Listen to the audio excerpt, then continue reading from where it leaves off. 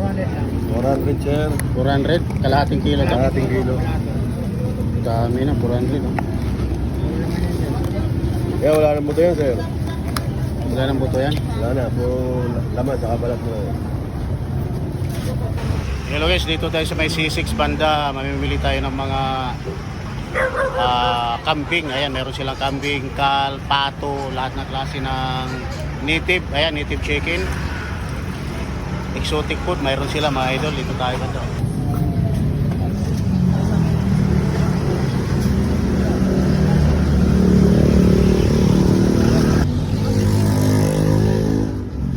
Tawag nito?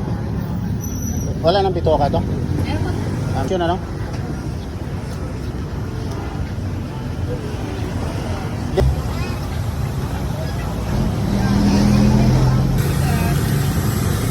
Ano tawag nito ma'am? Magkano ganito? 180 isa. Dalawa 350. Wala siya ng 80. Kaya lang, medyo matigas ano? Dito sa ano? Ito 250 isa. 250 ang isa? Ito 230. Ah. Dami. Teka lang ma'am ha. Yan 150 dito. Anong tawag nito? Bantris. Matigas ba ito ma'am? Mas mabilis lumambot. Dahil sa kal ano? Ano tawag? Ano to sir? Kalabaw to sir? Opo.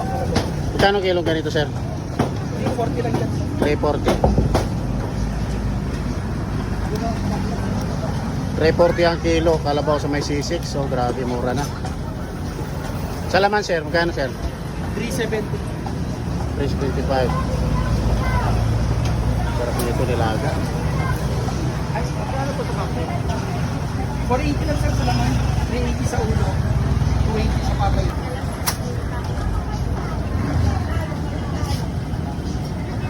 Yes ma'am, sa inyo po.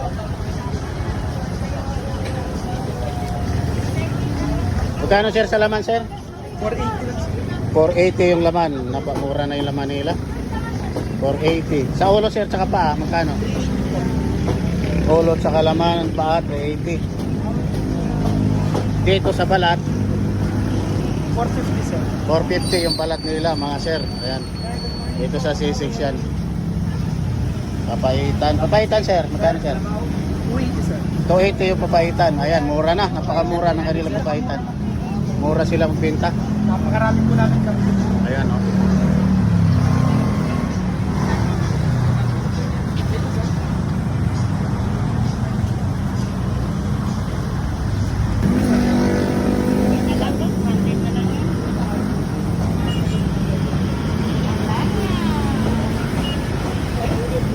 220. Ang kanilang itik ay 220. Ayan, yung medyo malalaki ay 230. Laki. 230. Wala nang bawas na sir, baka pwede ko 20.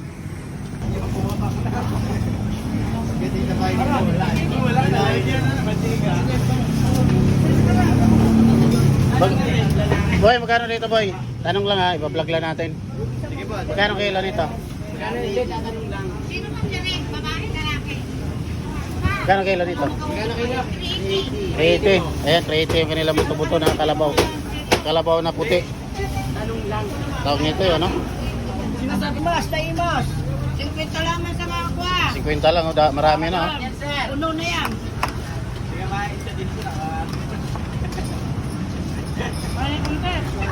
Sige,